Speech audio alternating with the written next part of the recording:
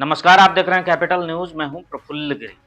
कृषि प्रधान पलामू में एसपी रिश्मा रमेशन ने अपने आवास में धान रोपाई कर कृषि को बढ़ावा देने के साथ सामाजिक संदेश दिया। तो पुलिस उप महानिरीक्षक यानी डीआईजी साहब ने तो पलामू के मिजाज को ही जीवंत कर दिया। गंगा जमुनी तहजीब की अनोखी मिसाल पेश करते हुए जिले भर में धान की फसल 100% सफलतापूर्वक रोपाई होने की कामना की। साथ ही पर्यावरण के बदलते स्वरूप में अकाल सुखाड़ पीड़ित पलामू के किसानों को सरकार द्वारा जारी निर्देश और कृषि विशेषज्ञों द्वारा दी जा रही सलाह को मानकर उत्तम फसल करने के भी गुर सिखा गए। साथ ही बता दिया कि धर्म मानवता है और राष्ट्र का संदेश है सर्वे भवंतु सुखिनः। कैपिटल स्पेशल में देखिए डीआईजी साहब की धान रोपाई। ढोलक झाल के साथ सांस्कृतिक वेशभूषा में किस मंदिर में पूजा हो रही है? तिलक के साथ बिहन की आटी धरकर कौन रोपाई करवा रहा है? कौन है जो सनातन रीति रिवाज के साथ कुरान की आयतें पढ़कर अमन चैन सुख शांति समृद्धि का मंगल गान गा रहा है? किसने सवालों को नकारात्मक ऊर्जा से निकलकर सकारात्मक संदेश देने का आह्वान कर दिया?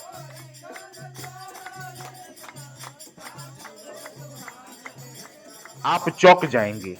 जी हां, कैपिटल न्यूज पर देख रहे हैं आप गंगा जमुनी तहजीब की बेजोड़ मिसाल। क्योंकि ये मंदिर नहीं है, पलामू प्रक्षेत्र के पुलिस उप महानिरीक्षक यानी कि डीआईजी साहब का आवास है।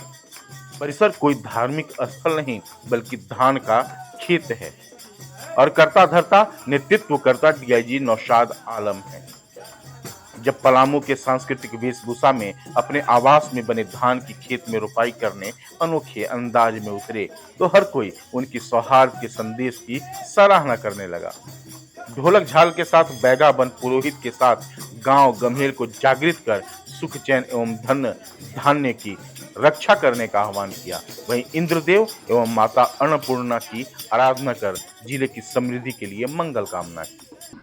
भोले बाबा का महीना मास का ये सावन महीना चल रहा है। इसमें पहले सारे लोगों को जितने भी यहाँ उपस्थित है, हमारे जवान, हमारे सारे पंक्ति के पुलिस पदाधिकारी कर्मी और पूरे रेंज के समस्त लोगों को, आम वासियों को बहुत बहुत शुभकामनाएं, बहुत बहुत बधाई।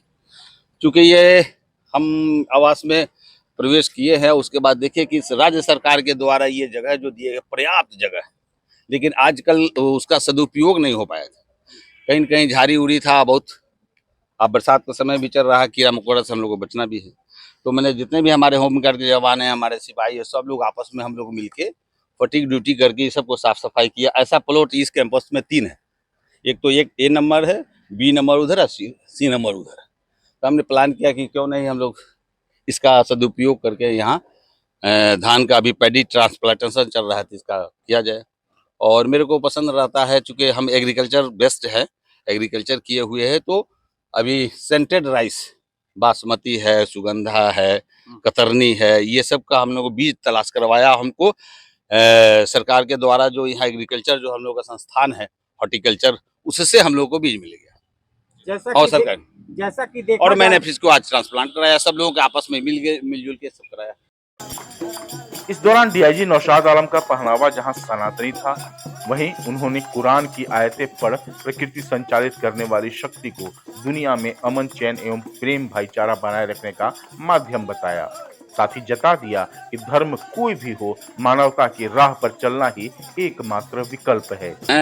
अवसर है, और चूंकि हम लोग का सर्वधर्म समभाव वाला है, कोई भी शास्त्र उठा लिए, सब में ईश्वर की ही आराधना की बात कही है। जैसे कुरान में वो आयत है ना, इन्नल्लज़ीना क़ालू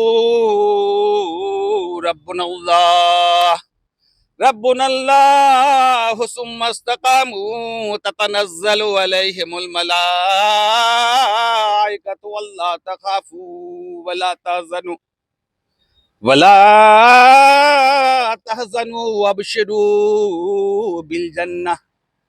बिल जन्नतिल्लती कुंतुम तुअदून नहनु औलियाउकुम फिल हयातिद दुनिया व फिल आखिरह वलकुम फीहा मा तश्तही अनफुसुकुम वलकुम फीहा मा तद्दऊन। नुज़ुलम मिन गफूरिर रहीम। ईश्वर को गफूरुर रहीम कहा गया। दुनिया से लेकर आखिरत तक की तमाम जो है सो हम लोग को जीवन है, आपसी भाईचारा, मोहब्बत और इंसानियत का पैगाम देने की ही इस शास्त्र में कहा गया। दूसरे शास्त्रों की आप लोगों ने इतना जो भजन सुना, उसमें क्या किया गया? हरे कृष्ण हरे राम क्या है? ये कहीं न कहीं ईश्वर को, लेकिन हम लोग सुन लेते हैं खूब, लेकिन ये दिमाग में नहीं धंसता है, सोचते नहीं है। आज सोचने की जरूरत है। पत्रकारों के सवालों से बेफिक्र डीआईजी नौशाद आलम ने सर्वे भवन्तु सुखिनः के संदेश को जन जन का कर्तव्य बताया। कह डाला, युवाओं को भटकने की जरूरत नहीं है।